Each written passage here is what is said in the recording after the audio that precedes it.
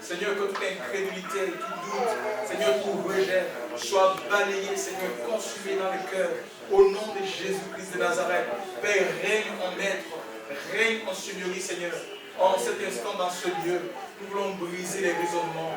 Nous voulons briser, Seigneur, toute activité de l'ennemi, Seigneur. Que ce lieu, Seigneur, des vies, des âmes, des esprits, soit sous le contrôle et l'influence de ton Esprit Saint. Au nom de Jésus-Christ de Nazareth. Seigneur, nous proclamons ce matin ton règne. Nous proclamons, Seigneur, ta victoire dans les cœurs et dans les vies. Au puissant nom de Jésus, j'ai ainsi prié. Amen. Gloire à Dieu. Alléluia. Oui, adorons Jésus. Lui seul mérite notre louange, notre adoration. Lui seul mérite être, chers frères et sœurs, révéré. Alléluia. Et quand Satan a tenté le Seigneur, il est allé tenter le Seigneur, et en lui montrant la gloire du monde, ses richesses, il a dit, voilà, si tu te prosternes, tu m'adores, je te donne ces choses, car elles m'ont été données. Jésus lui dira, retire-toi de moi, Satan, car tu adoreras le Seigneur, ton Dieu, tu le serviras seul. Et nous voyons aussi Jean, l'apôtre, un apôtre de Jésus, dans Apocalypse 19, il sera transporté, chers pasteurs, il sera ravi en esprit, il verra les noces, le festin des noces de l'agneau. Jésus, avec son église, la table était tellement, tout était magnifique, tout était beau. Et il voudra adorer cet ange. Et l'ange lui dira, garde-toi de le faire, car je suis ton compagnon de service et celui de tes frères. Et mon frère, adore Dieu. Les anges sont des messagers de Dieu, chers frères. Et parfois Dieu les donne des illuminations. Au lieu que nous regardions au Seigneur, on s'attend plus aux hommes, on s'attache aux hommes, chers frères. Dieu ne nous appelle pas à révérer les hommes. Certains, malgré que certains seront appelés révérends, chers frères et sœurs. Alléluia, non. C'est Dieu seul qui mérite la louange et l'adoration. C'est lui qui est allé sur le bois de la croix, chers frères et sœurs. Son sang a coulé et la Bible nous demande d'avoir nos yeux continuellement fixés sur le chef et le consommateur de notre foi, Jésus-Christ de Nazareth. À lui soit toute la gloire. Nous allons ouvrir la Bible, chers frères et sœurs, dans le Seigneur, dans le livre le livre de Jean, chapitre 7. Ça sera le verset 37 à 39. Donc si quelqu'un est dans la page, il peut faire lecture Jean. Jean, chapitre 7, verset 37 à 39. Dans la dernière journée de la grande journée de la fête, Jésus se tint là et cria, disant, si quelqu'un a soif, qu'il vienne à moi et boive. Celui qui croit en moi, selon ce qu'a dit l'Écriture, des fleuves d'eau vive couleront de son ventre. Or, il disait cela de l'Esprit qu'allait recevoir ceux qui croyaient en lui, car l'Esprit n'était pas encore, parce que Jésus n'avait pas encore été glorifié. Gloire à Dieu. Donc le verset 39 dit, or il dit cela de l'Esprit que devaient recevoir ceux qui croiraient en lui, car le Saint-Esprit n'était pas encore donné, parce que Jésus n'était pas encore glorifié. Quand Jésus faisait cette déclaration, chers frères et sœurs, l'Esprit n'était pas encore donné. Il a fallu la crucifixion, la mort, l'ensevelissement, la résurrection et l'ascension du Seigneur pour que le mystère de la Pentecôte qui avait été prophétisé par Ézéchiel, Jérémie et Isaïe, ils avaient parlé de cette alliance, une nouvelle alliance, que Dieu mettrait son esprit dans le cœur de son peuple pour qu'ils observent ses commandements, pour qu'ils pratiquent ses commandements. C'est-à-dire que si on n'a pas l'esprit de Dieu, on ne peut pas rentrer dans une vie d'obéissance. Ça nous sera vraiment difficile, impossible. Et Dieu visite son peuple. Il y a la main de Dieu qui touche les personnes. Ils sont guéris, ils sont délivrés. Les démons sont chassés des corps. Mais ces personnes-là, si nous avons un regard vrai sur les différents réveils qui se passent, ben, on découvre que les mêmes personnes qui ont été touchées par le Seigneur, qui ont été visitées par Dieu, mais ils continuent dans leur travers. Ils continuent à vivre leur vie comme si de rien n'était. Pourquoi? Parce qu'ils n'ont pas l'esprit de Dieu en eux. Le fait d'avoir une visitation, un toucher de Dieu, ça ne veut pas forcément dire que ben voilà, on a reçu le Seigneur. Alléluia. C'est la présence de Dieu dans notre vie qui nous transforme, qui nous permet de manifester le caractère de Christ, la vie de Christ. La Bible nous dit qu'il disait cela or il dit cela de l'Esprit que devaient recevoir ceux qui croiraient en lui, car le Saint-Esprit n'avait pas encore donné, parce que Jésus n'était pas encore glorifié. Chers frères et sœurs, le don de l'Esprit est une promesse aux croyants. Ce n'est pas la particularité d'une élite.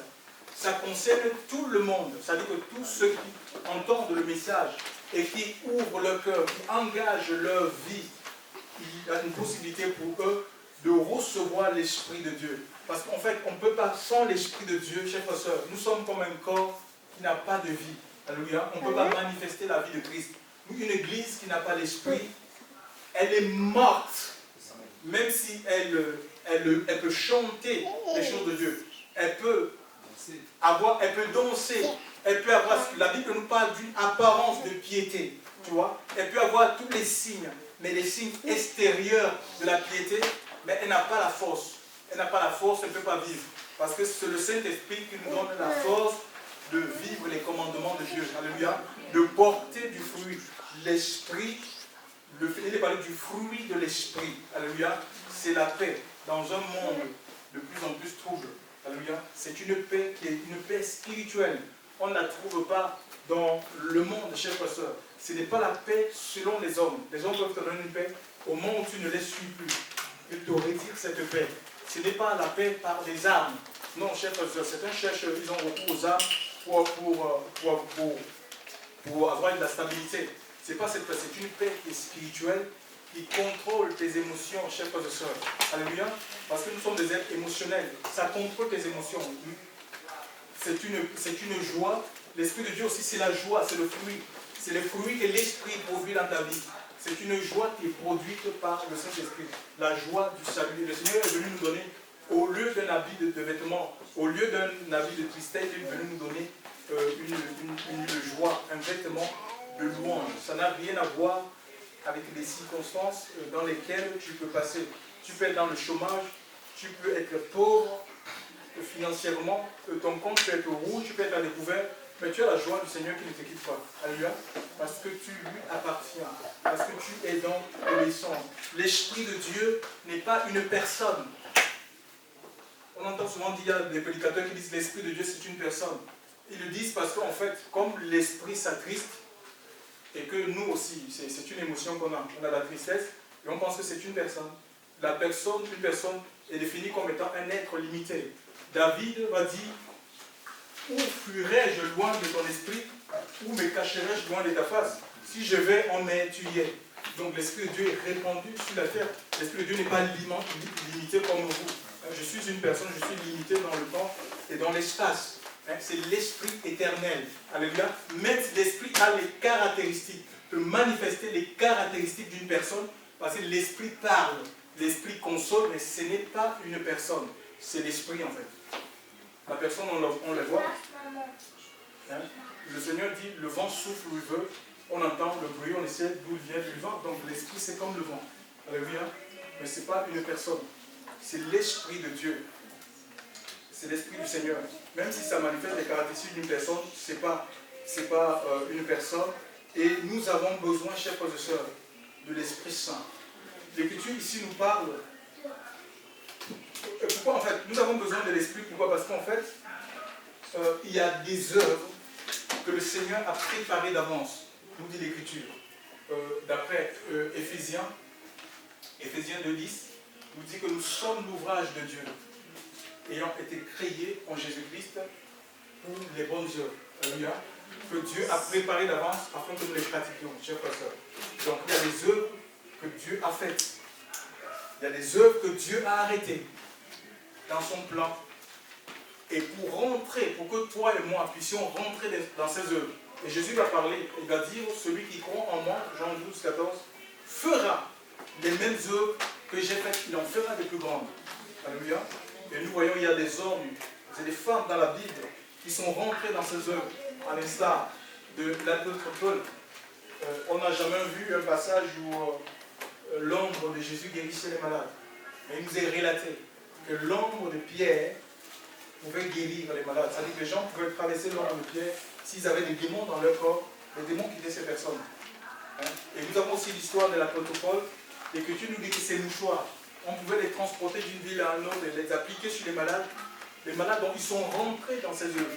Et chers frères, pour rentrer dans le plan que Dieu a pour ta vie, pour rentrer dans la vision, chers frères et sœurs, parce que chacun de nous, Dieu nous donne une vision. La vision, c'est quoi? C'est ce que Dieu, tout simplement, te demande de faire. On peut voir ce que les gens font ailleurs, mais on ne peut pas passer toute sa vie à être braqué sur Internet, sur ce que les autres font, chers frères et sœurs. Parce qu'il y a un plan de Dieu pour toi. Chers frères et sœurs, Dieu veut t'utiliser. Il veut se servir de toi dans la puissance de son esprit. Mais pour rentrer dans ces œuvres, en fait, tu as besoin de l'esprit. Vous savez, il n'y a pas d'aventurisme. Il y a beaucoup d'aventuriers, il y a des visions copiées. Par exemple, Dieu peut donner un message à un homme de Dieu, mais tu n'as pas besoin de copier cet homme de Dieu. Tu n'y vas pas loin, on n'est pas des singes. Hein? Il y a un message pour toi, pour les hommes et les femmes que Dieu a pour toi, pour les hommes et les femmes de ta génération. Tu ne peux pas copier, on ne peut pas copier. Quand on n'a pas de vision, on va imiter. Tu vas prendre un peu de Shoah Koku, un peu de Ivan Castano, un peu de Maïs Moro, et c'est un mélange. Qu'est-ce que ça va donner? Rien du tout. Chaque fois que quand Dieu nous parle, c'est avec précision. Ouais, c'est comme un contrat de travail. Hein? Quand les gens qui ont un travail, quand ils se lèvent le matin pour aller dans leur travail, ils ont une feuille de route. Ils savent ce qu'ils doivent faire.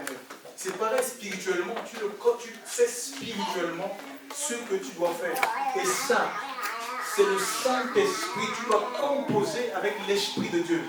C'est l'Esprit de Dieu qui te révèle ces choses. Alléluia. Ça te révèle les œuvres de Dieu. Alléluia. Pour ta vie, qui te permet de rentrer, chers frères et sœurs, alléluia, dans l'accomplissement de ces choses. Nous avons besoin Nous avons besoin du Saint-Esprit, chers frères et sœurs. Sinon, par l'Esprit de Dieu, nous sommes morts, quoique vivants. Le Seigneur va parler à une église, l'église de Sardes.